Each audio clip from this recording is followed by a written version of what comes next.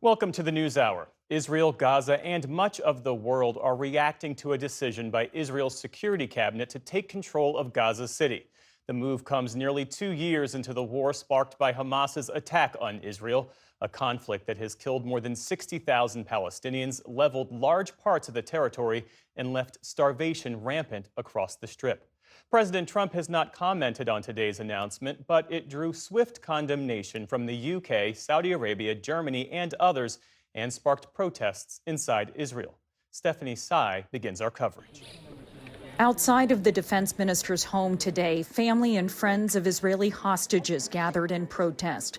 A long table was set up with empty seats and uneaten bread, a symbol of the many Shabbat dinners missed. They worry the Israeli government's decision to take over Gaza City will further put the living hostages at risk.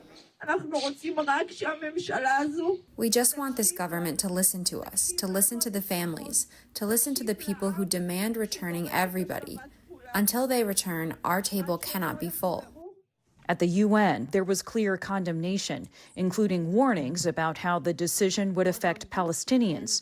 The decision marks a dangerous escalation and risks deepening the already catastrophic consequences for millions of Palestinians. In Germany, Chancellor Friedrich Merz said his country will suspend exports of military equipment to Israel that could be used in Gaza. Some 86% of Gaza is already under Israeli military control or under displacement orders.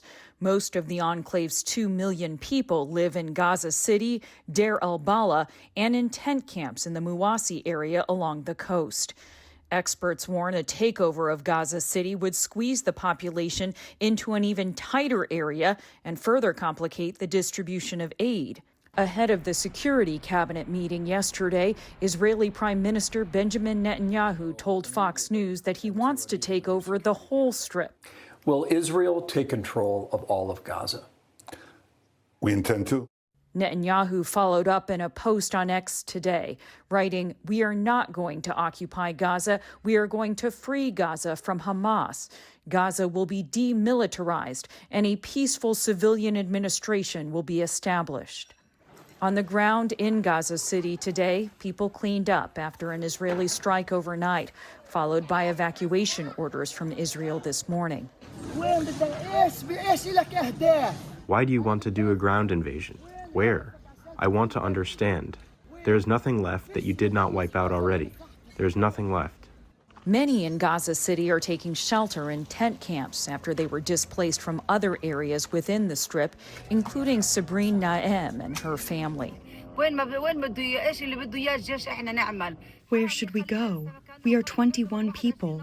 How will I carry the tents, or the children, or the pregnant women, or those breastfeeding? What should I do? Where should I go?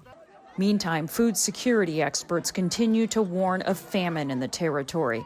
The Hamas-run health ministry says some 200 people have died from malnutrition since Israel imposed a near-complete blockade starting in March. Israel has allowed some aid trucks into Gaza and airdrops from foreign countries in recent weeks, but those on the ground say it's not enough.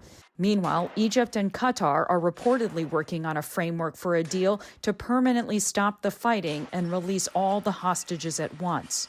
The last round of negotiations involving the U.S. failed last month, with Israel and Hamas blaming each other. For the PBS NewsHour, I'm Stephanie Tsai.